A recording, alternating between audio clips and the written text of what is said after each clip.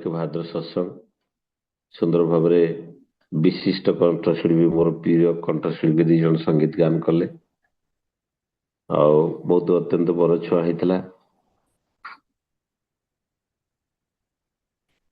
ତେବେ କାଲି ଆମେ ଆଲୋଚନା କରୁଥିଲେ ପରମ ପିତାଙ୍କର ସେଇ ଲୀଳା ରହସ୍ୟର କଥା। ଈଶ୍ୱର ପୁରୁଷୋତ୍ତମ ତାଙ୍କୁ ଜାଣିବାଟା ଆମର ଜ୍ଞାନ ଗାରିବାର ବହୁତ ଉର୍ଦ୍ଧ୍ୱରେ ଥାନ୍ତି। ସେଥିପାଇଁ ଯେତେବେଳେ ହାଉଜରମ୍ୟାନ ଠାକୁରଙ୍କୁ ପଚାରିଲେ ଆଇ କ୍ୟାନଟ ଅଣ୍ଡରଷ୍ଟାଣ୍ଡ ୟୁ, ଠାକୁର ତାଙ୍କୁ ସୁନ୍ଦର ଭାବରେ କହୁଥିଲେ ଟ୍ରାଏ ଟୁ ଷ୍ଟାଣ୍ଡ ଅଣ୍ଡର ମି। ଯେତେବେଳେ ତାଙ୍କ ତଳେ ଯେତେବେଳେ ମଣିଷ ଛିଡ଼ା ହୁଏ ତାଙ୍କର ଛତ୍ର ଛାୟା ତଳେ, ତାଙ୍କର ଆଶା ଆଶୀର୍ବାଦ ତଳେ ଯେତେବେଳେ ମଣିଷ ଛିଡ଼ା ହୁଏ ସେତେବେଳେ ହିଁ ତାଙ୍କୁ ବୁଝି ହୁଏ।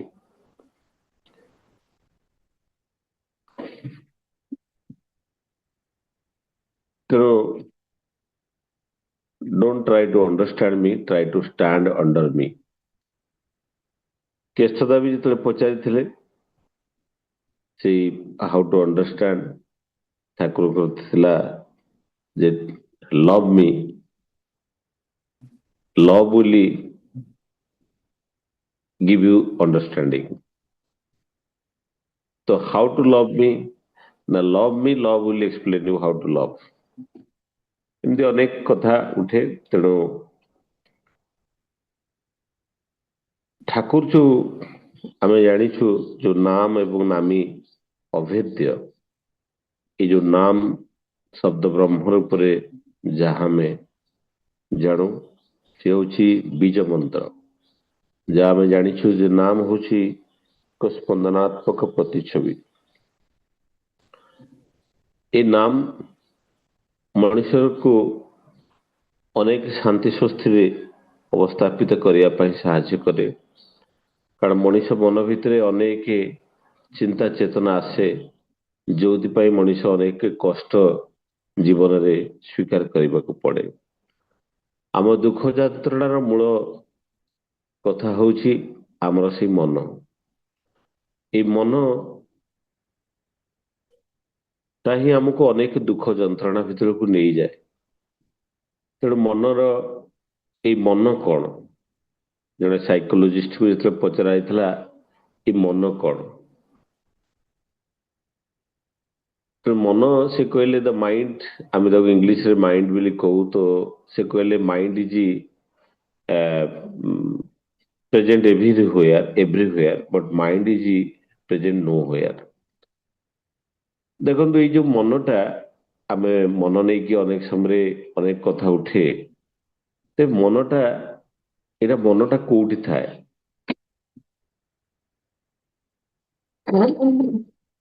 ଅନେକ ଭାବନ୍ତି ଏଇ ମନଟା ଆମର ଛାତି ଭିତରେ ଆମ ମନଟା ଅଛି, ହୃଦୟ ଭିତରେ ମନଟା ଅଛି। କିଏ କହେ ଆମର ବ୍ରେନ ଭିତରେ ମନ ଅଛି, ମୁଣ୍ଡରେ ମନଟା ଅଛି। କିନ୍ତୁ ମୁଣ୍ଡଟା ତ ବ୍ରେନ ଅଛି, ଆଉ ଛାତିକିରି ଯେତେବେଳେ ହାତ ମାରି କହୁ ଆମେ କହୁ ଏଇଠି ମନ ମୋର ଖରାପ ହେଇଗଲା। ତେଣୁ ଛାତି ଭିତରେ ସେଠି ତ ହାର୍ଟଟେ ଅଛି। ତେବେ ମନ ବୋଲି କୌଣସି ଗୋଟେ ଅର୍ଗାନ ଆମ ବଡି ଭିତରେ ନାହିଁ। ମନ ବୋଲି କୌଣସି ଗୋଟେ ଅର୍ଗାନ ଆମ ମନ ଭିତରେ ବଡି ଭିତରେ ନାହିଁ।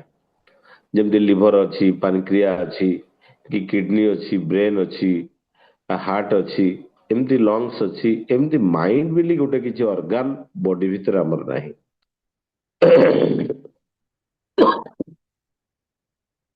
କିନ୍ତୁ ପରମ ବିଜ୍ଞାନୀ ଶ୍ରୀ ଠାକୁର କହୁଛନ୍ତି ଏଇ ମନ କ'ଣ? ମନ ହଉଛି ଯାହା ମୁଁ କାଲି କହୁଥିଲି ଯେ ମନ ଶରୀରଟା ଦୁଇଟା ଜିନିଷରେ ତିଆରି। ଗୋଟେ ହଉଛି ସତ୍ତା, ଆଉ ଗୋଟେ ହଉଛି ଅସ୍ତିତ୍ୱ। ସତ୍ତାରେ ଆମେ ବଞ୍ଚି ରହୁ, ଅସ୍ତିତ୍ୱରେ ଆମେ ବୃଦ୍ଧି ପାଉ।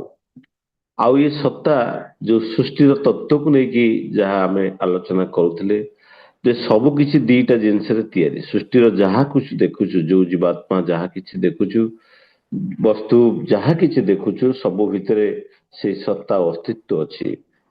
ତେଣୁ ସତ୍ତା ହଉଛି କ'ଣ ନା ତା ହଉଛି ଶକ୍ତି ବା ଏନର୍ଜି ବା ସ୍ପିରିଟ। ଯେମିତି ଇଲେକ୍ଟ୍ରନ, ପ୍ରୋଟନ, ନ୍ୟୁଟ୍ରନ ଅଛି, ସେମିତି ଏଇ ସ୍ପିରିଟ ଟା ବି ଗୋଟେ particle, it is chargeless massless but it will create the consciousness in the mind. ସେଥିପାଇଁ ଠାକୁର କହୁଥିଲେ the spirit is the highest source of energy. ଆତ୍ମା ହଉଛି it vast source of energy. ଏବଂ ଆତ୍ମା ଯିଏକି ମଣିଷ ଭିତରେ ଚିରନ୍ତନ କଣ୍ଟିନ୍ୟୁଅସଲି ତା ଭିତରେ ଚେତନାଟାକୁ ସୃଷ୍ଟି କରେ, ତାହା ହଉଛି ଆତ୍ମା, ସେ ହଉଛି ଶକ୍ତି। ତେଣୁ ଏଇଠି କଥା ଉଠେ ଯୋଉ ଶକ୍ତି ଆଉ ବସ୍ତୁ ଭିତରେ ଆମ ଶରୀରର ଗଢା। ତ ଠାକୁର ତ ପରମ ବିଜ୍ଞାନୀ, ଠାକୁରଙ୍କର ସେ ମାଇଣ୍ଡର ବ୍ୟାଖ୍ୟା ଦେଖନ୍ତୁ। ଠାକୁର କହୁଛନ୍ତି ଏଇ ଯୋଉ ଆତ୍ମା, ଆମ ଯୋଉ ସତ୍ତା ଆମ ଶରୀର ଭିତରେ ଅଛି, ଏଇ ସତ୍ତାରୁ ଉତ୍ପନ୍ନ ହଉଥିବା ତରଙ୍ଗ, ସତ୍ତା ଯଦି ଶକ୍ତି ହୁଏ ତେଣୁ ତା ଭିତରୁ ଯୋଉ ତରଙ୍ଗ ବାହାରେ ବା ଯୋଉ ଇଲେକ୍ଟ୍ରୋମାଗ୍ନେଟିକ ରେଡିଏସନ ବାହାରେ, ସେଇ ରେଡିଏସନ ଟା ଯେତେବେଳେ ବାହାର ପରିବେଶ ପରିବେଷ୍ଟନ ସହିତ ଆମେ ଯୁଆଡେ ଯୁଆଡେ ଲକ୍ଷ୍ୟ କରୁ, ଯୋଉଠି ଘାତ ପ୍ରତିଘାତ ହେଇକି ଯୋଉ କମ୍ପନ ଆମ ଭିତରେ ସୃଷ୍ଟି କରେ, ତାହା ହଉଛି ମନ। ତେଣୁ ଆମର ସତ୍ତାରୁ ଉତ୍ପନ୍ନ ହଉଥିବା ତରଙ୍ଗ ଯାହା ଚାରିପାର୍ଶ୍ୱରେ ପରିବେଶ ପରିବେଷ୍ଟନ ସହିତ ଘାତ ପ୍ରତିଘାତ ଭିତରେ ଯୋଉ ମାନେ ଧକ୍କା ଖାଇକି ଆମ ଭିତରେ ଯୋଉ ମାନେ ରିଟର୍ନ କରିକି ଯୋଉ ତରଙ୍ଗଟା ସୃଷ୍ଟି କରେ, ତାହା ହଉଛି ମନ। ଇଏ ହଉଛି ପରମ ବିଜ୍ଞାନୀ ଶ୍ରୀ ଶ୍ରୀ ଠାକୁରଙ୍କର ତତ୍ତ୍ୱ। ଏବଂ ଠାକୁର କହୁଥିଲେ ଏଇ ଯୋଉ ସତ୍ତାରୁ ଉତ୍ପନ୍ନ ହଉଥିବା ତରଙ୍ଗଟା ହିଁ ମନ, ମାନେ ଧକ୍କା ଖାଇକି ଯୋଉ କମ୍ପନ ସୃଷ୍ଟି କରେ ଆମେ ଜାଣିପାରୁ। ଠାକୁରଙ୍କର ଗୋଟେ ଇଂଲିଶର ବାଣୀ ଅଛି, every human being is emitting and observing radio frequency center। ତାପରେ ପ୍ରତି ମଣିଷ ପ୍ରତି ମୁହୂର୍ତ୍ତରେ ତା ଭିତରୁ ବିକିରଣତା ତ୍ୟାଗ କରେ, ଗୋଟେ ଇଲେକ୍ଟ୍ରୋମାଗ୍ନେଟିକ ରେଡିଏସନ ତିଆରି କରେ। ଯୋଉ ଇଲେକ୍ଟ୍ରୋମାଗ୍ନେଟିକ ରେଡିଏସନଟା ଭିତରେ ଆମେ ଅନ୍ୟମାନଙ୍କୁ, ଗୋଟେ ଅଚିହ୍ନା ଲୋକକୁ ଦେଖିଲେ, ଅଚିହ୍ନା ଲୋକ ତା ବିଷୟରେ ଆମେ କିଛି ଜାଣିନଥିବା, କିନ୍ତୁ ତାକୁ ଦେଖୁ ଦେଖୁ ମନ ଭିତରେ ଏ ଲୋକଟା ଖରାପ ଲୋକଟା ଭଳିଆ, କି ଲୋକଟା ଭଲ ଲୋକଟା, ଆମେ ତା ପାଖକୁ ଭଲ ଲାଗିଲେ ଆମେ ତା ପାଖକୁ ଯାଉ, ତା ସହିତ ଟିକେ ମିଶୁ। ତାର ମୂଳ କାରଣ ହଉଛି ସେ ତାର ସତ୍ତାରୁ ଉତ୍ପନ୍ନ ହଉଥିବା ତରଙ୍ଗ ଯେତେବେଳେ ମୋର ସତ୍ତାରୁ ଉତ୍ପନ୍ନ ହଉଥିବା ତରଙ୍ଗ ସହିତ ଯେତେବେଳେ ମିଶିଯାଏ, ମତେ ଲୋକଟା ଭଲ ଲାଗେ। ଯଦି ମିଶେ ନା, ସେ ଲୋକଟା ମୋ ମାଫିକ ହେଇପାରେ ନା, ମୁଁ ତାକୁ ମନେ ମନେ ଘୃଣା କରେ।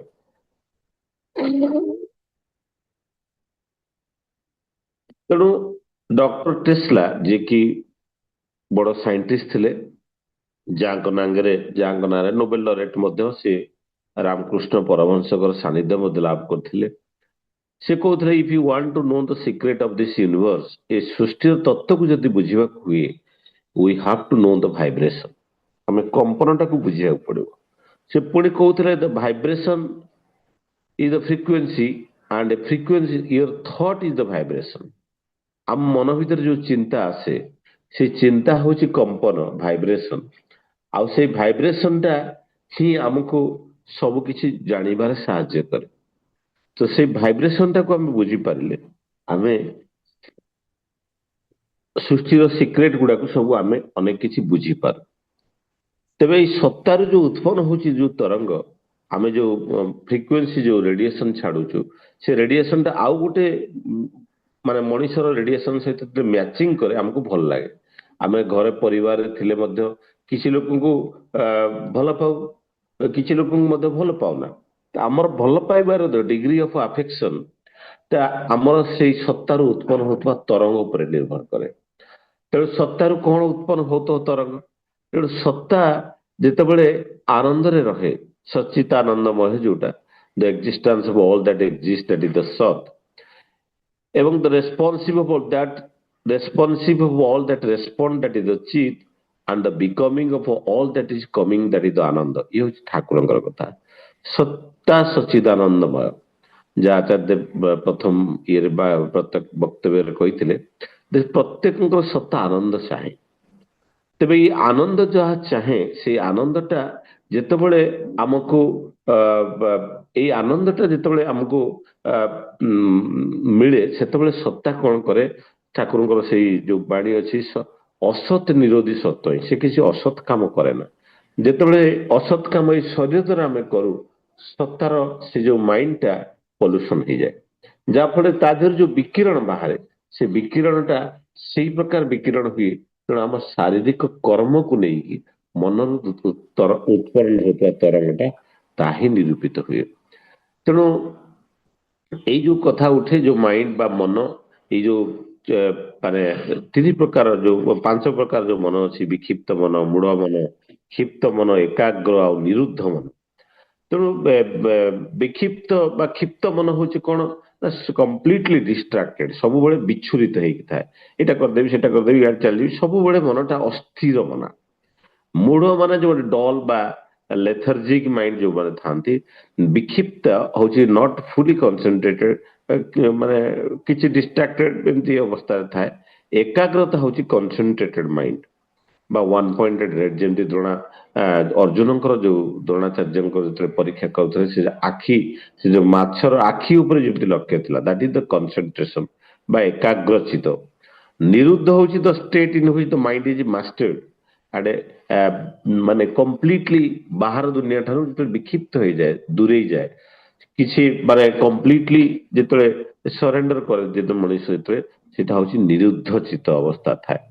କିନ୍ତୁ ଆଚାର୍ଯ୍ୟଙ୍କର କଥା, ଗୋଟେ ହଉଛି ସାଧାରଣ ବ୍ରେନ, ସାଧାରଣ ବ୍ରେନ, ଆଉ ଗୋଟେ ହଉଛି ଇଣ୍ଟେଲେକ୍ଚୁଆଲ ବ୍ରେନ, ଆଉ ଗୋଟେ ହଉଛି ସ୍ପିରିଚୁଆଲ ବ୍ରେନ, ଆଧ୍ୟାତ୍ମିକ ବ୍ରେନ।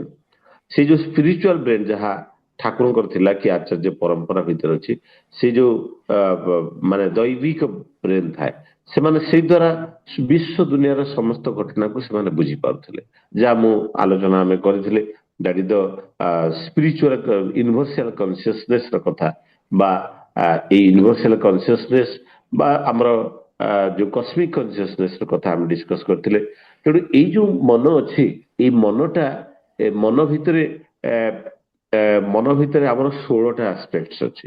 ଏଇ 16ଟା ଆସ୍ପେକ୍ଟସ ଭିତରୁ ଯଦି ଦେଖାଯାଏ, ଆମେ ଯୋଉ ଖାଦ୍ୟ ଖାଉ, ଭଲ ଭଲ ଖାଦ୍ୟ ଖାଇଲେ ଆମେ ପାଟିରେ ଯେତେବେଳେ ଭଲ ଖାଦ୍ୟ ପଡେ ଆମକୁ ଆନନ୍ଦ ଲାଗେ।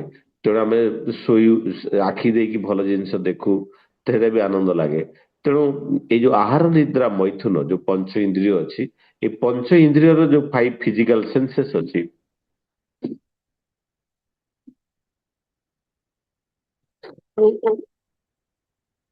ତାପରେ ଷଡ଼ ରିପୁ ଅଛି, କାମ କ୍ରୋଧ ମୋହ ଲୋଭ ମଦ ମାତ୍ସର୍ଯ୍ୟ, ଯୋଉ ଷଡ଼ ରିପୁ ଅଛି, ଇଏ ହଉଛି ଆମ ଏଇ ମନ ଦ୍ଵାରା ସବୁ ଅନୁଭବ କରୁ। ଯୋଉ ଖାଇବାର ଟେଷ୍ଟ, କି ନହେଲେ ଭଲ ଜିନିଷ ଦେଖିବାର, ଭଲ ଶୁଙ୍ଘିବାର, କି ଭଲ କଥା ଶୁଣିବାର, ନିଜ ପ୍ରଶଂସା ଶୁଣି ଯୋଉ ଖୁସି ହଉ, ଇଏ ସବୁ ମାନସିକ ସ୍ଥିତି ମନ ଦ୍ଵାରା। ମୁଁ ଏବେ ଦେଖୁଥିଲି ବହୁତ ଲୋକ ଅଛନ୍ତି ଏବେ, ମାନେ ସେଲିବ୍ରିଟି ଏବଂ ବଡ ବଡ ଲୋକ ଅଛନ୍ତି, ୱାନ୍ ମିଲ୍ ଡେ, ଗୋଟିଏ ମିଲ୍ ଖାଇକି ରହୁଛନ୍ତି। କିନ୍ତୁ ଆମେ ଏଇ ମାନସିକ ଅବସ୍ଥାରେ ଆମେ କଣ କରୁଛୁ ନା, ଖାଇବା ପାଇଁ ଆମର ମନ ବିଚଳିତ ହେଇଯାଏ। ଖାଇବି ଖାଇବି, ଭୋକ ହେଲାଣି ଭୋକ ହେଲାଣି, କିନ୍ତୁ ପେଟକୁ ଭୋକ ହଉ ନ ହଉ ମନକୁ ବେଶୀ ଭୋକ ଲାଗେ। ତେଣୁ ଏଇଭଳି ଯୋଉ 5 ଆଉ 6 ମିଶିକି 11ଟି ସ୍ତର ଚାଲିଗଲା ପରେ, ଆଉ ରହିଲା 12 ନମ୍ବର ସ୍ତରରେ ରହୁଛି ଆମର ସ୍ମୃତି, ଯାହା ଆମେ କାଲି ଡିସ୍କସ କରୁଥିଲେ। ଏଇ ସ୍ମୃତିଟା, ଏଇଟା ହଉଛି it is the store house of our experience. ଆମର ଯୋଉ ଏକ୍ସପିରିଏନ୍ସ ଆଉ ପୂର୍ବ ଜନ୍ମର ସମସ୍ତ କଥା ଏଇ ମେମୋରି ଭିତରେ, ସ୍ମୃତି ଭିତରେ ସବୁ କିଛି ରହିଛି। ଯାହା କାଲି କହୁଥିଲେ, ସ୍ମୃତି ଭାଇ ଚେତନାକୁ ଜାଗ୍ରତ କରିବା ପାଇଁ ଠାକୁର ଏଇ ନାମ ଦେଇଛନ୍ତି। ଏ ନାମ ଦବା, ଏ ନାମ କରିବା ଦ୍ଵାରା, ଏ ନାମ କରିବା ଦ୍ଵାରା ଆମର ନାମ କରିବା ଦ୍ଵାରା ଆମ ଭିତରେ ଏ ସ୍ମୃତି ଭାଇ ଚେତନାଟା ଜାଗ୍ରତ ହୁଏ। ତେଣୁ ଆମ ଭିତରେ ଯୋଉ 3ଟା ମେମୋରି ଅଛି, ଇଭୋଲ୍ୟୁସନାଲ ମେମୋରି, ଜେନେଟିକ ମେମୋରି ଆଉ କାର୍ମିକ ମେମୋରି, ଏଇ 3ଟା ମେମୋରି ଆମ ଭିତରେ ଯୋଉ ଅଛି, ସେଇ ମେମୋରିଟାକୁ ଜାଗ୍ରତ କରିବା ପାଇଁ ଠାକୁର ଏଇ ନାମ ଦେଇଛନ୍ତି। ତେବେ ଏଇ ଯୋଉ ସତ୍ତା ଅସ୍ତିତ୍ୱର କଥା ମୁଁ କହୁଥିଲି, ସତ୍ତାର ଉପସ୍ଥିତି କେଉଁଠି ଥାଏ? ଗ୍ରୀସର ଲୋକମାନେ, ଗ୍ରୀସର ବୈଜ୍ଞାନିକ ମାନେ ପରୀକ୍ଷା କରିଥିଲେ। ସେମାନେ କହୁଥିଲେ ଆମର ଯୋଉ ଠାକୁର ଯୋଉ ପିନିଏଲ ଗ୍ଲାଣ୍ଡର କଥା କହୁଥିଲେ, ଏଇ ପିନିଏଲ ଗ୍ଲାଣ୍ଡ ହଉଛି ଦ ପ୍ରିମିଟିଭ ଗ୍ଲାଣ୍ଡ। ଇଏ ମାନେ 10 ମିଲିଗ୍ରାମରୁ କମ ଓଜନର ଗୋଟେ ଗ୍ଲାଣ୍ଡ, ଯୋଉଟା କି ଆମ ବ୍ରେନର ମଧ୍ୟସ୍ଥଳରେ ଥାଏ। ଏଇ ଯୋଉ ରାଇଟ ହେମିସ୍ଫିୟର, ଲେଫ୍ଟ ହେମିସ୍ଫିୟର ମଧ୍ୟସ୍ଥଳରେ ଯୋଉ ବ୍ରେନଟା ଥାଏ, ପିନିଏଲ ଗ୍ଲାଣ୍ଡ, ଏଇ ପିନିଏଲ ଗ୍ଲାଣ୍ଡ ଭିତରେ ଗୋଟେ ଭ୍ୟାକ୍ୟୁଲ୍ସ ଥାଏ। ସେ ଭ୍ୟାକ୍ୟୁଲ୍ସଟା, ଏଇ ଯୋଉ ଭ୍ୟାକ୍ୟୁମଟା ଥାଏ, ସେଇ ଭ୍ୟାକ୍ୟୁମ୍ସଟାରେ ହିଁ ଆତ୍ମା ଉପସ୍ଥିତି କରେ ବୋଲିକି ଖ୍ରୀଷ୍ଟପୂର୍ବ 600 ବେଳେ ଗ୍ରୀସ ମାନେ ପରୀକ୍ଷା କରିଥିଲେ। କିନ୍ତୁ ଠାକୁର ତାକୁ କହୁଥିଲେ, ମାନେ ଏବେ ଅକ୍ସଫୋର୍ଡ ୟୁନିଭର୍ସିଟିର ଲୋକମାନେ ପରୀକ୍ଷା କରିକି ଦେଖିଲେ ଯେ ମଣିଷ ଯେତେବେଳେ ମରେ, ଯେତେବେଳେ ଶେଷ ନିଶ୍ୱାସ ତ୍ୟାଗ କରେ, ଆମେ ଛାତିରେ ହାତ ମାରି କୋଉ ଲୋକଟା ଚାଲିଗଲା, ତା ନାଡି ଦେଖି କୋଉ ଲୋକଟା ଚାଲିଗଲା, ନିଶ୍ୱାସ ବନ୍ଦ ହେଇଗଲେ ଆମେ ଜାଣୁ ଯେ ଲୋକଟାର ମୃତ୍ୟୁ ହେଇଗଲା ବୋଲି। କିନ୍ତୁ ବାସ୍ତବିକ ସେମାନେ ପରୀକ୍ଷା କରିକି ଦେଖିଲେ ଯେ ମୃତ୍ୟୁ ହବାର କିଛି ସେକେଣ୍ଡ ପୂର୍ବରୁ ତାର ସେଇ ପିନିଏଲ ଗ୍ଲାଣ୍ଡରୁ ଏକ ବିଶେଷ ପ୍ରକାର ଶକ୍ତି ସହସ୍ର ଚକ୍ର ଦେଇକି ବାହାରକୁ ଚାଲିଯାଏ। ସହସ୍ର ଚକ୍ର ଦେଇକି ବାହାରକୁ ଚାଲିଯାଏ। ଯେତେବେଳେ ସହସ୍ର ଚକ୍ର ଦେଇକି ବାହାରକୁ ଚାଲିଯାଏ ତାପରେ ହାର୍ଟ ବିଟ୍ ବନ୍ଦ ହୁଏ। ସେ ଯୋଉ ସହସ୍ର ଚକ୍ର ଦେଇ ଯୋଉ ବିଶେଷ ଶକ୍ତି ଚାଲିଯାଏ ତାହା ହଉଛି ସତ୍ତା। ତେଣୁ ମୃତ୍ୟୁର ଅବ୍ୟବହିତ ପୂର୍ବରୁ ସତ୍ତା ଶରୀର ଛାଡି ଦେଇଥାଏ ଏବଂ ଶରୀର ଯୋଉ ଯାହା ରହିଯାଏ ତାହା ହଉଛି ବସ୍ତୁ। ତେଣୁ ଏଇ ଯୋଉ ମନର ଯୋଉ ଅବସ୍ଥା ତା ମାନେ 12 ନମ୍ବର ଷ୍ଟେଜରେ ଯୋଉଟା ଆସେ, ଯୋଉଟା ମେମୋରି, ଯା ସ୍ମୃତି, ତାପରେ ହଉଛି ଚିନ୍ତା। ଚିନ୍ତା ହଉଛି କଣ? ଚିନ୍ତା ଆମେ ଯେତେବେଳେ ଆମ ଏଇ ଚିନ୍ତାଟା ଏଇ ଯୋଉ ଆମେ ପ୍ରତିଦିନ ପାଖାପାଖି 72,000 ଥଟ୍ସ ଆମ ମନ ଭିତରକୁ ଆସେ। 72,000 ଥଟ୍ସ ଆମେ ପ୍ରତି ମୁହୂର୍ତ୍ତରେ ଅନେକ କିଛି ଚିନ୍ତା ମନ ଭିତରକୁ ଆସେ। ତେଣୁ ଏଇ ଯୋଉ ଅନେକ କିଛି ଚିନ୍ତା ଆସେ ତା ଭିତରୁ 95% ଥଟ୍ସ ଇଜ ୱର୍ଥଲେସ୍। ଆମେ କିଛି ଆବଶ୍ୟକ ନଥାଏ ଆମେ ତାକୁ ଚିନ୍ତା କରୁ। ଆମ ପଡିଶା ଘରେ ଯେତେବେଳେ ସ୍ୱାମୀ ସ୍ତ୍ରୀ ଝଗଡା ଲାଗିଥାନ୍ତି ଆମେ ତାକୁ ମନେ ରଖିଥାଉ, କିନ୍ତୁ ସେମାନେ ଝଗଡା ଲାଗି ସାରିଲା ପରେ ପୁଣି ରାତିରେ ମିଳାମିଶା ହେଇଯାନ୍ତି, ସେ ପୁଣି ସୁଖରେ ଜୀବନଯାପନ। କିନ୍ତୁ ମୁଁ ମନେ ରଖିଥାଏ, କିନ୍ତୁ ସ୍ତ୍ରୀ ଲୋକମାନେ ବେଶୀ ମନେ ରଖିଥାନ୍ତି। ପୁଣି ତାଙ୍କର ଯେତେବେଳେ ଭଉଣୀ 6 ମାସ ପରେ ଆସେ ତାଙ୍କୁ ହେଇଛି ଦେଖିବୁ ତାଙ୍କର ଝଗଡା ଲାଗିଥିଲେ ସେଦିନ, ସେ କେବେ ଝଗଡା ଲାଗିଥିଲେ ତାଙ୍କ ଘରେ ଆଉ ମନେ ନଥିବ। ଇଏ ଯୋଉ ଅବାଞ୍ଛିତ ଚିନ୍ତା, ଇଏ ଚିନ୍ତା କଣ କରେ ନା ଆମ ଥଟ୍ସ ପ୍ରୋସେସଟାକୁ ଆମକୁ ଏଇ ଯୋଉ ଇଷ୍ଟମୁଖୀ ଚଳନି ଠାରୁ ବିକୃତ କରିଦିଏ। ତେଣୁ ଠାକୁରଙ୍କର ଏଇ ଯୋଉ ବିଧାନ ଏଇ ଥଟ୍ସକୁ ମିନିମାଇଜ କରିବା ପାଇଁ ମନ୍ତ୍ର ଯୋଉ ଠାକୁର ଦେଇଛନ୍ତି, ମନ ତାର ତିଥି ମନ୍ତ୍ର। ତେଣୁ ମନକୁ ତାରଣ କରିବା ପାଇଁ ଠାକୁରଙ୍କର ଏଇ ବିଧାନ, ଏଇ ଯୋଉ ମନ୍ତ୍ର ଦେଇଛନ୍ତି ଏଇ ଥଟ୍ସଟାକୁ କଣ୍ଟ୍ରୋଲ କରିବା ପାଇଁ। ଏଇ ଯୋଉ ଥଟ୍ସଟା ମନ ଭିତରକୁ ଆସେ, ଏଇ ଥଟ୍ସଟା କଣ କରେ ନା ଏଇ ଥଟ୍ସଟାକୁ ମିନିମାଇଜ କରିବା ପାଇଁ ଠାକୁର ନାମ ଦେଇଛନ୍ତି। ଏ ପ୍ରତିନିୟତ ଆମେ ଯେତେବେଳେ ନାମ କରୁ, ଏ ନାମର ସ୍ପନ୍ଦନ ଭିତରେ କଣ ହୁଏ, ଆମ ଭିତରୁ ସେ ବାହ୍ୟ ଚିନ୍ତାଟା, ଏଇ ଅଯାଚିତ ଚିନ୍ତାଟା ଆସିପାରେନି। ଏ ନାମର କମ୍ପନ ଭିତରେ କଣ ହୁଏ, ସ୍ମୃତିବାହୀ ଚେତନା ଶକ୍ତି ଜାଗ୍ରତ ହୁଏ। ଏଇ ଯୋଉ ଥଟ୍ସ ଆସେ ଠାକୁର କହୁଛନ୍ତି ଏଇ ଥଟ୍ସ ବା ଚିନ୍ତା ଭିତରୁ ହିଁ ଏଇ ଥଟ୍ସର ହାଇଏଷ୍ଟ ଷ୍ଟେଟ୍ ହଉଛି ହାପିନେସ, ଆଉ ତାର ଲୋଏଷ୍ଟ ଷ୍ଟେଟ୍ ହଉଛି ଅନହାପିନେସ। ଏଇ ଥଟ୍ସ ଯେତେବେଳେ ଆମକୁ ଖରାପ ଚିନ୍ତା ଆମ ମାନସିକ ସ୍ଥିତିକୁ ଖରାପ କରେ ଏବଂ ଖରାପ ଚିନ୍ତା ଆମ ମାନସିକ ଭଲ ଚିନ୍ତା ଆମ ପଜିଟିଭ ଥଟ୍ସ ଆଉ ନେଗେଟିଭ ଥଟ୍ସ, ଅନେକ ସମୟରେ ନେଗେଟିଭ ଥଟ୍ସ ଗୁଡାକ ଆମ ନେଗେଟିଭ ଆକ୍ଟିଭିଟି ବା ଆମ ମାଇଣ୍ଡକୁ ଡିପ୍ରେସନ ଭିତରକୁ ନେଇଯାଏ, ଆନଜାଇଟି ଭିତରକୁ ନେଇଯାଏ, ଆମେ କଣ୍ଟ୍ରୋଲ କରିପାରୁନା। ତେଣୁ ଏଇ ଥଟ୍ସକୁ କଣ୍ଟ୍ରୋଲ କରିବା ପାଇଁ ଠାକୁରଙ୍କର ଏଇ ନାମର ବ୍ୟବସ୍ଥା। ଏ ନାମ ଯୋଉ ଦିଆହେଇଛି, ଠାକୁର ଏଇ ନାମ ଯୋଉ ଦେଇଛନ୍ତି, ନାମ ଏବଂ ନାମୀ ଅଭେଦ୍ୟ, ତାର ଉଦ୍ଦେଶ୍ୟ ହଉଛି ଏ ନାମ କରିବା ଏବଂ ଠାକୁରଙ୍କର କର୍ମ କରିବା, ଠାକୁରଙ୍କୁ ମନେ ପକେଇବା, ଇଏ ଏକ ଜିନିଷ। ତେଣୁ ଏଇ ଯୋଉ ମାନେ ମେଡିଟେସନର କଥା ଉଠେ, ତେଣୁ ଏକ ଚିତ୍ତରେ କିଛି ଗୋଟେ ଏକ ଉଦ୍ଦେଶ୍ୟରେ ବା ଏକ ନିଷ୍ଠା ଭାବରେ ଗୋଟିଏ ଉଦ୍ଦେଶ୍ୟରେ ଯଦି କିଛି କାମ କରାଯାଏ ତାହା ହଉଛି ମେଡିଟେସନ। ଖାଲି ବସିକି ଧ୍ୟାନ କଲେ ହବନି। ଠାକୁର ଯେତେବେଳେ ମେଡିଟେସନ ମାନେ ଯେତେବେଳେ ଆରମ୍ଭ କଲେ ଧ୍ୟାନର କଥା, ଏଇ ଧ୍ୟାନର ପରମ୍ପରାଟା ବୁଦ୍ଧଦେବଙ୍କ ଠାରୁ ଆରମ୍ଭ ହେଇଥିଲା। ଉପାସନା ପଦ୍ଧତି ଯୋଉ ଆରମ୍ଭ ହେଇଥିଲା ଏବଂ ବୁଦ୍ଧଦେବ ଯେତେବେଳେ ମେଡିଟେସନ କରୁଥିଲେ ଯେତେବେଳେ ତାଙ୍କୁ ତାଙ୍କର ଭକ୍ତ ଯାଇକି ଯେତେବେଳେ ସାଂଖ୍ୟ ମୁନି ଯେତେବେଳେ ପଚାରୁଥିଲେ ଯେ ମେଡିଟେସନ ଆପଣ କଣ ପାଇଲେ, ବୁଦ୍ଧଦେବ ସେତେବେଳେ କହୁଥିଲେ ଯେ ମେଡିଟେସନରେ ମୁଁ କିଛି ପାଇଲିନି, ମୁଁ ସବୁ ହରେଇଲି। କାମ, କ୍ରୋଧ, ମଦ, ଲୋଭ, ମୋହ, ମାତ୍ସର୍ଯ୍ୟ ଏବଂ ପଞ୍ଚ ପ୍ରବୃତ୍ତି ସବୁ କିଛି ମୁଁ ହରାଏ। ତେଣୁ ଶିବଙ୍କର ଯୋଉ ତୃତୀୟ ନୟନ ଖୋଲିଯିବା କଥା, ଇଏ ହଉଛି ସେଇ ପିନିଏଲ ଗ୍ଲାଣ୍ଡର ଉପସ୍ଥିତି କଥା। ତ ତାଙ୍କର ତାମାନେ ସେ ଧ୍ୟାନ ବଳରେ ସେ ସର୍ବଦା ଧ୍ୟାନ କରୁଥିଲେ। ଯଦି ଏଇ ଧ୍ୟାନ ବଳରେ କଣ ହୁଏ ନା ଏଇ ଧ୍ୟାନଟା ତାଙ୍କ ପାଉଁଶ ହେଇଯାଏ, ତାମାନେ ସବୁ କିଛି ପୋଡିକି ଭସ୍ମ ହେଇଯାଏ। ସେ ଭସ୍ମ ହେଇଗଲେ କଣ ହବ, ପାଉଁଶ ହବ। ସେଇ ପାଉଁଶଟାକୁ ବୋଳି ଯାଇଥିଲେ ତାମାନେ ସବୁ କିଛି କି ପୋଡିକି ପାଉଁଶ କରିଦିଏ। ନିଜର ଅହଙ୍କାର, ନିଜର ଯୋଉ ଷଡ ରିପୁ ସବୁ କିଛି ପୋଡିକି ପାଉଁଶ କରିଦିଏ। ସେଇଟା ହଉଛି ସେଇ ମନର ସ୍ଥିତିଟା।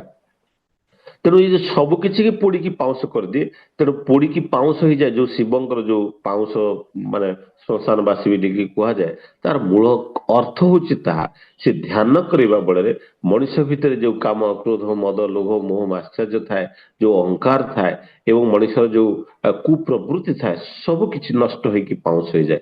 ଏଇ ଆଜ୍ଞା ଚକ୍ର ଉପରେ ଧ୍ୟାନ ତୃତୀୟ ନୟନ ଖୋଲିଯାଏ। ତୃତୀୟ ନୟନ ମାନେ ଯୋଉ ଥାର୍ଡ ଆଇ ବୋଲି କହୁ, ତାହା ହଉଛି ଆମର ଯୋଉ ଏଇ ଯୋଉ ଚକ୍ର ଅଛି ଆମ ଶରୀରର ଯୋଉ ଅବସ୍ଥିତିକୁ ଯଦି ଦେଖାଯାଏ, ତେଣୁ ଏଇ ଯୋଉ ଚକ୍ର କଥା ଆମେ ଆଲୋଚନା କରିବା। ଏଇ ଯୋଉ 13 ନମ୍ବର କଣ୍ଡିସନ ମାଇଣ୍ଡ ର 13 ନମ୍ବର ହଉଛି ଚିନ୍ତା। ଚିନ୍ତା ଉପରେ ଆମେ ଡିସ୍କସ କଲେ ଆଉ ଦିଟା ଜିନିଷ ଆସେ ଆମ ଭିତରେ ଗୋଟେ ଫିଲିଂ ଆସେ। ଫିଲିଂ ଅଫ୍ ବା ଇମୋସନ ବୋଲି କହୁ। କେହି ଜଣ ଆମେ ବହୁତ ଲୋକ ଅଛୁ କିଛି ଗୋଟେ ଛୋଟିଆ ଜିନିଷ ହେଇଗଲେ ଆମେ ବହୁତ ବିବ୍ରତ ହେଇ ଉଠୁ, କାରଣ ଆମେ ଶାରୀରିକ ଅବସ୍ଥାରେ ଅବସ୍ଥାନ କରୁ, ଆମେ ଶରୀରମୁଖୀ ଅବସ୍ଥାରେ ଅବସ୍ଥାନ କରୁ। ସେଥିପାଇଁ ଠାକୁର କହୁଥିଲେ ତୁମେ ଶରୀରମୁଖୀ ହୁଅନି ଏବଂ ତୁମେ ଶରୀରମୁଖୀ ଯଦି ଶରୀର ସର୍ବସ୍ୱ ଯଦି ହେଇଯିବ ତାମାନେ କଣ ହବ, ତ ଶାରୀରିକ ଅବସ୍ଥାରେ ହିଁ ବଞ୍ଚି ରହିବାକୁ ପଡିବ। ତେଣୁ ଯଦି ଶାରୀରିକ ଅବସ୍ଥାରେ ଆମେ ବଞ୍ଚି ରହୁ ଆମର ଏଇ ଇମୋସନ ଆସେ, ଆମର ହାପିନେସ୍ ସାଡନେସ୍ ଯୋଉ ଆନଜାଇଟି ଡିପ୍ରେସନ ଇଏ ସବୁ ଆମ ଇମୋସନରୁ ତିଆରି ହୁଏ। ସେଥିପାଇଁ ଇଏ ହଉଛି ଗୋଟେ ଇମୋସନାଲ କୋସେଣ୍ଟ ବୋଲି କୁହାଯାଏ। ଏଇ ଇମୋସନକୁ କଣ୍ଟ୍ରୋଲ କରିବା ପାଇଁ ଏଇ ନାମ ହିଁ ଏକମାତ୍ର ବିଧାନ।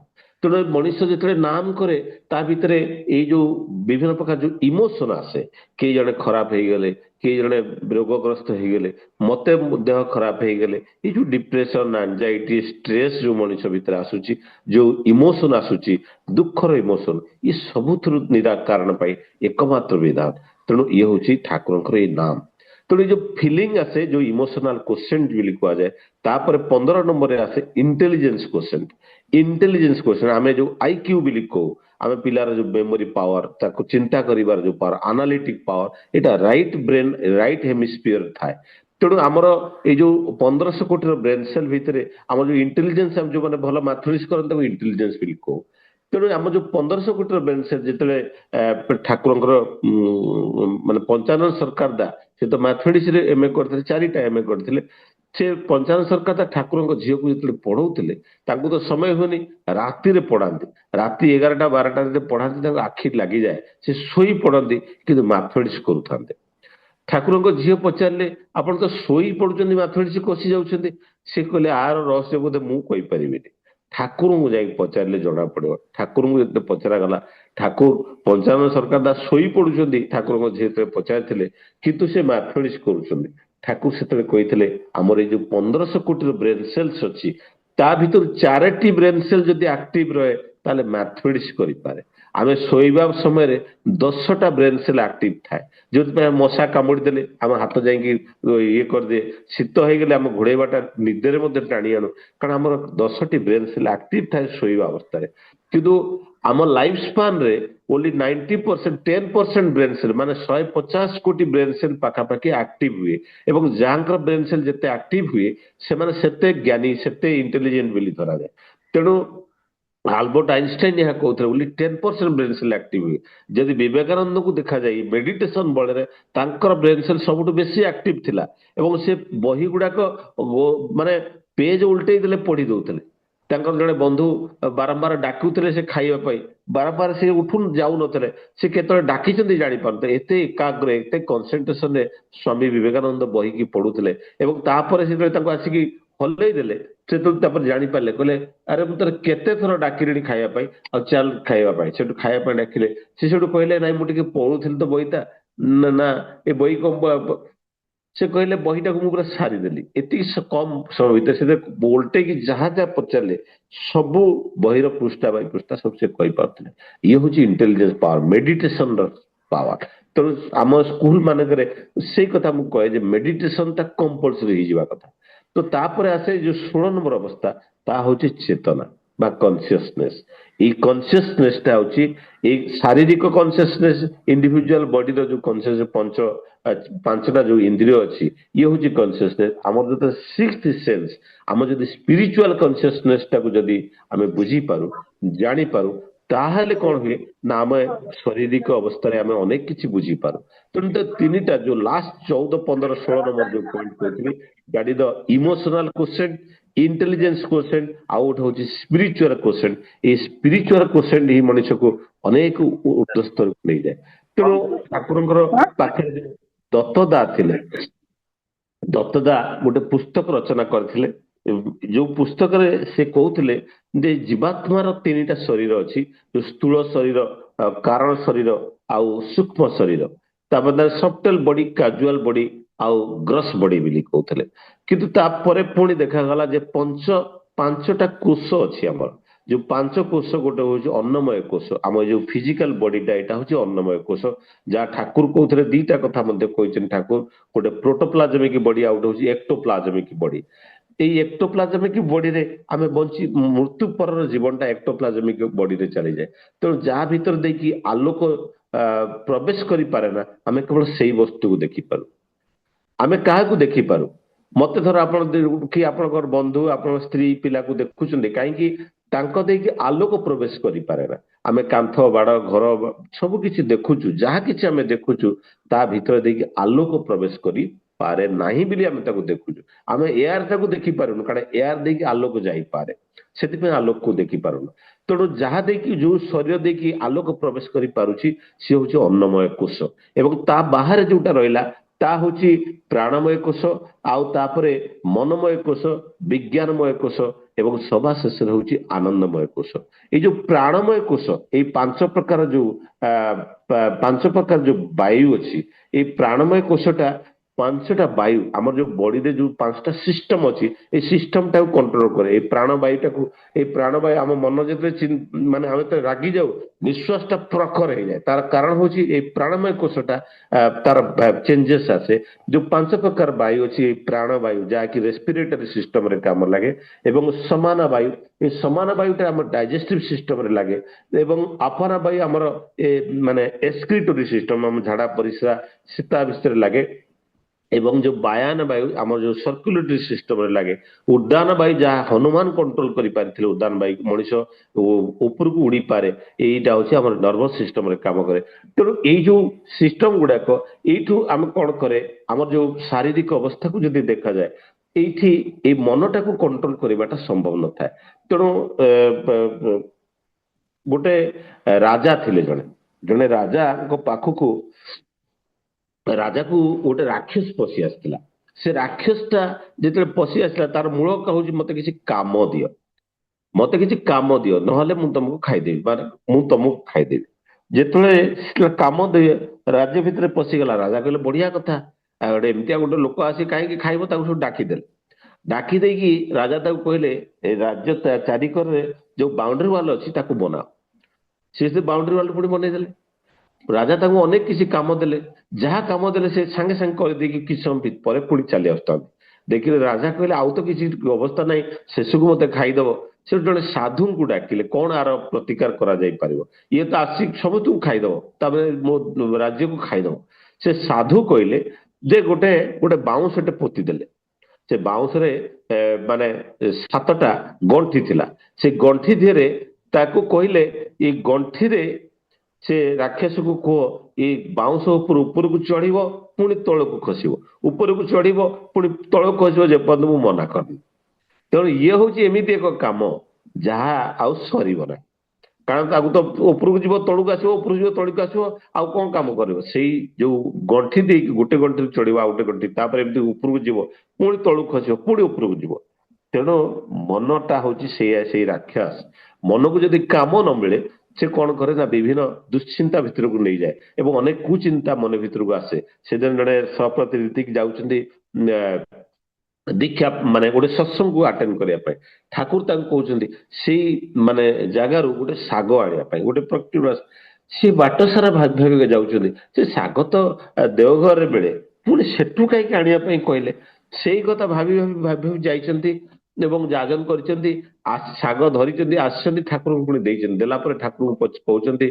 ठाकुर ये साग तो ये मिले तो सेठू आने कहीं कहले ठाकुर कहले से तू कौन कलु भाभी भाविका गलु तू मोरी कथा भाभी भाविका गलु आसला बेले भी से कथा भावी भाविका आसिलु तो मनटा को एकनिष्ठ करने ये सागर कथा कहते तेणु मनीष मनटा को से एकाग्र ठाकुर सहित जोड़ी रखापी ठाकुर ये जो नाम देते आउरी जोड़ी रखापी इष्ट कर्म देते आउरी जोड़ी रखापी ये डीपी वर्क देते ये आधार कार्ड अपडेटर काम देते तेणु सब बेले आम जब प्रतिनियत से कर्म करूँ इष्ट मान हूँ मंगल इष्ट कर्म मान हूँ मंगलर कर्म इष्ट वृत्ति हूँ मंगलर वृत्ति एवं इष्ट माने इष्ट उद्देश्य जहाँ किसी कराए से सब किसी हूँ मंगल तेणु इष्ट कर्म आमको डीपी वर्क आसे इष्ट कर्म आमको जो अपडेट आधार अपडेट कर जो कथा आसी ये सब हूँ इष्टर कर्म ତେଣୁ ଇଷ୍ଟ କର୍ମ କରିବା ଭିତରେ କଣ ହୁଏ, ମନ ପ୍ରତିନିୟତ ତାଙ୍କ ସହିତ ଯୁକ୍ତ ହେଇକି ରହେ। ଏଇ ଯୋଗ ଯୋଉ ଅଷ୍ଟାଙ୍ଗ ଯୋଗ କଥା କୁହାଯାଏ ବା ଚାରିଟା ଯୋଗ କଥା କୁହାଯାଏ, ତାମାନେ ଯୁକ୍ତ ହବାଟା ହଉଛି ଯୋଗ। ତେଣୁ ଏଇ ଯୋଉ ଯୁକ୍ତ ହବା ପାଇଁ, ଇଷ୍ଟଙ୍କ ସହିତ ଯୁକ୍ତ ହବା ପାଇଁ ଇଏ ହଉଛି ନାମ ହଉଛି एकमात्र ଉପାୟ। ଏଇ ନାମ କରିବା ଭିତରେ ଆମେ ଇଷ୍ଟଙ୍କ ସହିତ ଯୁକ୍ତ ହଉ। ଏଇ ଇଷ୍ଟ, ଏଇ ନାମ ହଉଛି ଏକ ସ୍ପନ୍ଦନାତ୍ମକ ପ୍ରତିଛବି। ଏଇ ସ୍ପନ୍ଦନାତ୍ମକ ପ୍ରତିଛବିଟା କଣ କରେ, ଏ ନାମଟାକୁ ଆମକୁ ଭିତରେ ମାନେ ଆମ ଭିତରେ ଶକ୍ତି ସଞ୍ଚାରଣ କରେ। ତେଣୁ ଏଇ ଯୋଉ ପିନିଏଲ ଗ୍ଲାଣ୍ଡ ଭିତରେ ଯେତେବେଳେ ଆମେ ମେଡିଟେସନ କରୁ, ଏଇ ଯୋଉ ପିନିଏଲ ଗ୍ଲାଣ୍ଡ ଭିତରେ ଯୋଉଠି ସତ୍ତାର ଉତ୍ପତ୍ତି ଥାଏ, ଠିକ 2-2.5 ଇଞ୍ଚ ଭିତରେ ଥାଏ ଯୋଉ ଆଜ୍ଞା ଚକ୍ର, ଆମ ଯୋଉ 6ଟା, ମୁଁ ଯୋଉ ବାଡି କଥା ବାଉଁଶ କଥା କହୁଥିଲି, ଆମକୁ 6ଟା ଶରୀର ଭିତରେ 6ଟା ଚକ୍ର ଅଛି। ଆକ୍ଚୁଆଲି 108 ଚକ୍ର ଅଛି, କିନ୍ତୁ ସେଥିପାଇଁ 108 ମନ୍ତ୍ର, 108 ତୁଳସୀ, ଏ ବିଷ୍ଣୁଙ୍କର 108 ମନ୍ତ୍ର, ଏ ସବୁ 108ରେ କରାହେଇଛି। କାରଣ 108 ହଉଛି ଆମର 108ଟା ଚକ୍ର ବଡି ଭିତରେ ଅଛି। ତା ଭିତରୁ ମୁଖ୍ୟ ଚକ୍ର ହଉଛି 7ଟା। ଆମର ଯୋଉ ମେରୁଦଣ୍ଡର ଶେଷରେ ଯୋଉ ଚକ୍ର ଅଛି ତାହା ହଉଛି ମୂଳାଧାର ଚକ୍ର, ଯୋଉଟା କି ଆମର ଆର୍ଥ ଏଲିମେଣ୍ଟ, ଆମର ବଡିରେ ଯୋଉ 5ଟା ଏଲିମେଣ୍ଟ ଅଛି, ପଞ୍ଚଭୂତ ଯୋଉ ଅଛି, ଏ ପୃଥିବୀ ବା ଆର୍ଥ ଏଲିମେଣ୍ଟଟା ସେଠି କନସେଣ୍ଟ ଥାଏ। ଏବଂ ଯୋଉ ଲୋକ ଶୋଇବାକୁ ବେଶୀ ଭଲ ପାଏ, ତାର ମୂଳ କାରଣ ହଉଛି ତା ମୂଳାଧାର ଚକ୍ରରେ ତାର ଯୋଉ ସ୍ପିରିଚୁଆଲ ଏନର୍ଜିଟା, ଆମର ଯୋଉ ଭାଇଟାଲ ଏନର୍ଜିଟା, ଶରୀରର ଯୋଉ ସତ୍ତା ସ୍ପୋଷୀ ଏନର୍ଜିଟା ସେ ମୂଳାଧାର ଚକ୍ରରେ କେନ୍ଦ୍ରାୟିତ ଥାଏ। ଯାହା ଫଳରେ କଣ ହୁଏ, ସେ ବେଶୀ ଶୋଇବା ପାଇଁ ଭଲ ପାଏ। ଏବଂ ଯେତେବେଳେ ମୂଳାଧାର ଚକ୍ର, ଯୋଉ ସ୍ୱାଧିଷ୍ଠାନ ଚକ୍ର, ଯୋଉ ନାଭିକ କେନ୍ଦ୍ରକୁ ଯେତେବେଳେ ଆସେ, ସେ ନାଭିକ କେନ୍ଦ୍ରକୁ ଆସିଲେ ଶାରୀରିକ ସୁଖ ବା ଫିଜିକାଲ ପ୍ଲିଜର ପାଇଁ ବେଶୀ ସେ ଦୌଡେ। ଶାରୀରିକ ସୁଖ, କାରଣ ଏଇଠି ୱାଟର ଏଲିମେଣ୍ଟ ଥାଏ। ଆମେ ଯୋଉ ଓମ୍ ଉଚ୍ଚାରଣ କରୁ, ଓଟା ଏଇ ନାଭିକ କେନ୍ଦ୍ର ଉପରେ କମ୍ପନ କରେ, ତ ୱାଟର ପାର୍ଟିକଲଟା ବଡି ଭିତରେ କମ୍ପନ ସୃଷ୍ଟି କରେ ଏବଂ ବଡି ଶାରୀରିକ ଅବସ୍ଥାଟା ଠିକ ରହେ। ଏଇଟା ହଉଛି ସ୍ୱାଧିଷ୍ଠାନ ଚକ୍ର, ନାଭିକ କେନ୍ଦ୍ର ପାଖରେ ଥାଏ। ତାପରେ ଅଛି ଆଗ୍ନେୟ ଚକ୍ର, ଯାହାକି ପାନକ୍ରିଆ ପାଖରେ ଥାଏ। ଅଗ୍ନି ଉଦ୍ଗୀରଣ ଯୋଉଠି ହୁଏ, ପାନକ୍ରିଆଟିକ ଯୋଉ ହାଇଡ୍ରୋକ୍ଲୋରିକ ଏସିଡ ସିକ୍ରିସନ ହୁଏ, ଏଇ ପାନକ୍ରିଆ ଚକ୍ର ଉପରେ ଯେତେବେଳେ କମ୍ପନ ସୃଷ୍ଟି ହୁଏ, ଏ ପାନକ୍ରିଆ ଚକ୍ର ଯେତେବେଳେ ଆକ୍ଟିଭ ଥାଏ ଯାହାର, ଯେତେବେଳେ ମାନେ ଆମର ଭାଇଟାଲ ଏନର୍ଜି ବା ଯୋଉ ଶାରୀରିକ ଶକ୍ତିଟା, ଯୋଉ ଏନର୍ଜିଟା ଯଦି ସେଇଠି କନସେନ୍ଟ୍ରେଟ କରେ, ସେ ଲୋକ ବେଶୀ ଖାଇବା ପାଇଁ ଭଲ ପାଏ। କିନ୍ତୁ ତାପରେ ହଉଛି ଅନାହତ ଚକ୍ର, ଯୋଉଟା ହାର୍ଟ ପାଖରେ ଥାଏ, ଲଙ୍ଗସ ପାଖରେ ଥାଏ। ତାପରେ ବିଶୁଦ୍ଧ ଚକ୍ର, ଯୋଉଟା ଆମ ଗଳା ପାଖରେ ଥାଏ। ଆମର ଯୋଉ ଦିଟା ଆଖିର ଭ୍ରୁଲତାର ମଝିରେ ଯୋଉଟା ହଉଛି ଆଜ୍ଞା ଚକ୍ର, ଯୋଉଠି ଧ୍ୟାନ କଲେ ପିଲାମାନଙ୍କର ମାନେ ମେମୋରି ପାୱାର ବଢେ, ଏଜୁକେସନ ମାନେ ଲର୍ଣ୍ଣିଂ କାପାସିଟି ବଢେ, ଯାହା ସ୍ୱାମୀ ବିବେକାନନ୍ଦଙ୍କର ଥିଲା। ଏଇଠି ଠାକୁର ନାମ କରିବା ପାଇଁ କହୁଛନ୍ତି, କାରଣ ଏଇଠି କନସେନ୍ଟ୍ରେଟ କଲେ କଣ ହୁଏ, ଶାରୀରିକ ସବୁ ଚକ୍ର ଗୁଡାକ ଊର୍ଦ୍ଧ୍ୱମୁଖୀ ହୁଏ। ତା ମାନେ ଯୋଉ ଖାଇବା, ଶାରୀରିକ ସୁଖ ଏବଂ ଶୋଇବା, ଇଏ ପ୍ରବୃତ୍ତିରୁ ମଣିଷ ନିବୃତ୍ତ ହେଇକି ଏ ଆଜ୍ଞା ଚକ୍ରରେ ସେଇଟା କେନ୍ଦ୍ରାୟିତ ହୁଏ। ଏ ଆଜ୍ଞା ଚକ୍ରରେ କେନ୍ଦ୍ରାୟିତ ହେଲେ ମଣିଷ ମାନେ ସର୍ବ ଶକ୍ତିମାନ ହେଇପାରେ। ସମୟ ତ ହେଇଯାଇଛି, ତେଣୁ ସମସ୍ତଙ୍କର ଶାନ୍ତି ସ୍ୱସ୍ତି ପାଇଁ ପରମ ପିତାଙ୍କ ନିକଟରେ ପ୍ରାର୍ଥନା କରି ମୋର ବକ୍ତବ୍ୟକୁ ବିରାମ ଦଉଛି। ବନ୍ଦେ ପୁରୁଷୋତ୍ତମ, ବନ୍ଦେ ପୁରୁଷୋତ୍ତମ। ଦାଦା ଜୟ ଗୁରୁ, ଜୟ ଗୁରୁ। ଟିକେ ଲେଟ୍ ଜୟ ହେଇଗଲା। ଗୁରୁ, ଜୟ ଗୁରୁ ଆଜ୍ଞା, ଜୟ ଗୁରୁ, ଜୟ ଗୁରୁ। ଅତି ସୁନ୍ଦର।